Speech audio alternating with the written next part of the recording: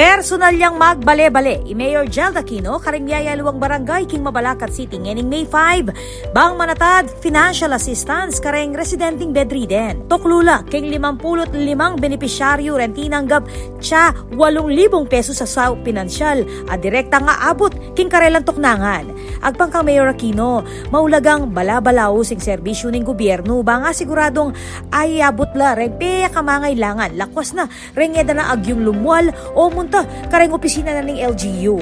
Pe pasalamat na laman reng pamilya dareng benepisyaryo king personal pa magbisita na ning alkalde na agpangkarela emo pinansyal saop no ni mami mo namang pag-asa at moral support. Kaya duwa nga ning LGU ing Office of Senior Citizens Affairs o OSCA banga siguradong masalese ing pamagpatupad ning programa. Kapag nasaning administrasyon ng Mayor Aquino na pasiknangan ing people-centered governance, serbisyong direkta, mabilis at alang malakwan.